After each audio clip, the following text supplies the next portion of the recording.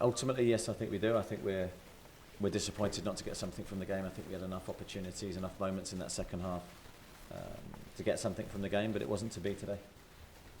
What did you say to your players at half time? Because there was quite a big difference.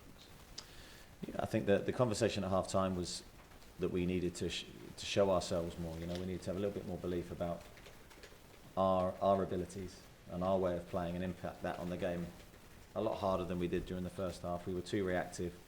We backed off Arsenal. And you can't do that against good players. It might feel like you're having safety in numbers by backing off, but the reality is it's the worst way to defend for us. And I felt we did that in that first half. Second half, totally different, a lot more front foot. And then you saw our qualities come out with the ball, and we played very well. Do you think Arsenal looked worried then? Because they were playing quite deeply and the time wasting quite a long time to go.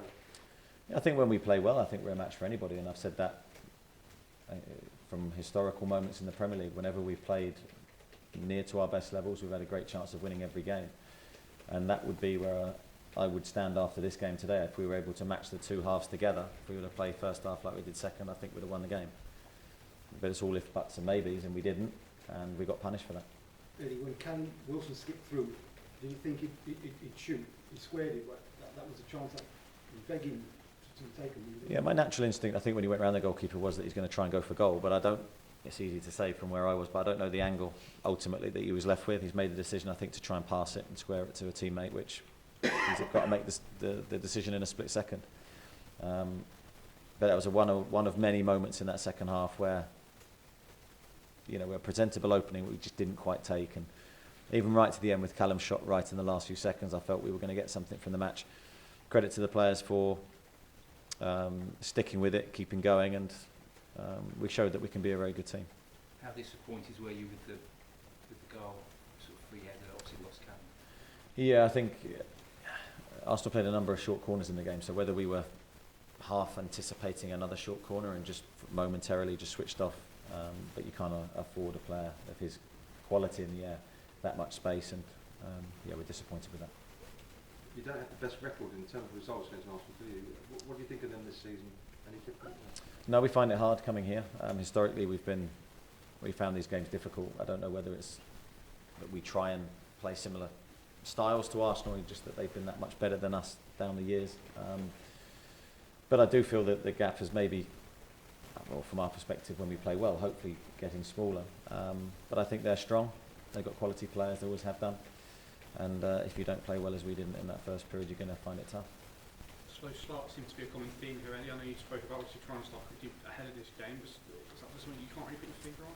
Well, I don't know whether it's the legacy of previous games here where we haven't played well and we haven't started the game well, that runs through the players' minds. I don't know. I can only speak from my perspective. I thought we prepared well for the game. I thought the players were in a good place mentally to really attack this match and show our best qualities, but for whatever reason it didn't happen in that first half, and with the goal maybe lost a bit of confidence, but regrouped and went again, and the players put in a really good performance. It's probably our best performance of the season in that second half, albeit in a losing match. 11 points, obviously, from your first 8 Jones international break. How do you assess the campaign and start so far? I think we've been okay. I think there's more to come. I've said that in our previous games. I still feel it after today. I think there's a basis of a very good team, a team that's changed a lot from last year, some new faces that will only grow and get better the more games that they have. But this league can bite you very quickly if you don't win for too long. So we've got to regroup, get our focus back after the international break, and make sure we attack the next 4 games.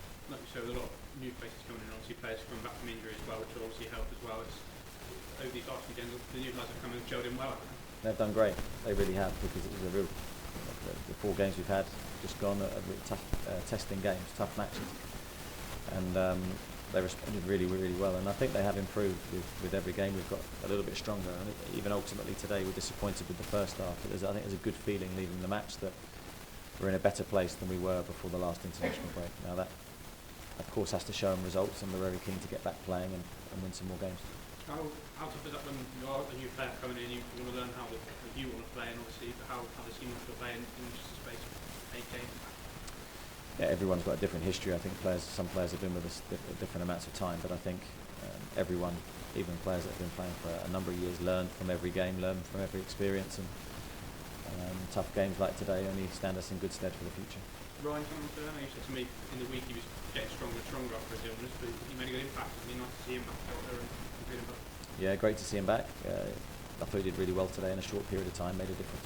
Lloyd Kelly obviously on the bench today, first time he's been in the Premier League squad. I mean, I think it's his 21st birthday today. What can we learn from that, just being part in and around that Premier League squad? Yeah, I think it's a different feeling when you're involved in watching the game from the bench. You feel the game a little bit more than when you're watching it from a different viewpoint. So he'd have learned from today the speed of the game, the intensity of the Premier League. It's a ruthless division. So I think great for him to be involved with a player that we really, really rate, and he's got a great future. Obviously, been limited in terms of tackling. Have you seen that in training behind the scenes?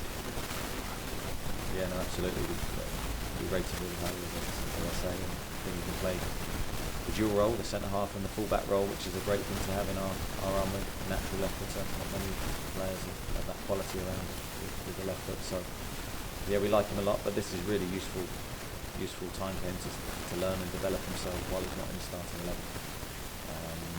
So he becomes the complete player. It's still early days. There's a massive movement today. Can you see anybody that moves from it? Yeah, I just heard about that result. I mean, obviously, things are looking good for Liverpool at this moment in time, but we all know how football can change in an instant, and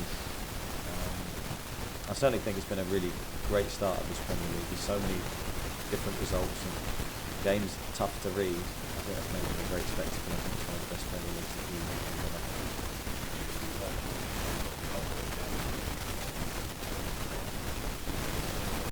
Your players and Burnley players and Leicester players are coming here with less respect, playing with more confidence than they did like a few years ago. Can you sense that as a trainer, one of these teams? Yeah, I wouldn't say less respect. I don't think that's the right term to use. But I think I can only speak from our perspective. We're developing ourselves as a team and believe we can go anywhere and win when we play well.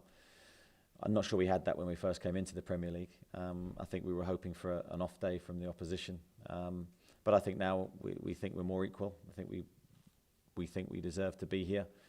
And then it's down to us on the day to perform to our best levels. And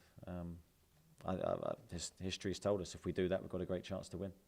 Another unfortunate situation over the weekend with the abuse of another Premier League player, racial abuse via social media.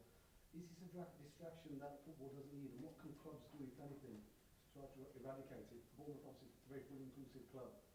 You're doing things the right way. Could other clubs take a leaf out of your book? Yeah, it's difficult for me to talk about other clubs. I can only speak about ours, and there's no place for racism in football on any level.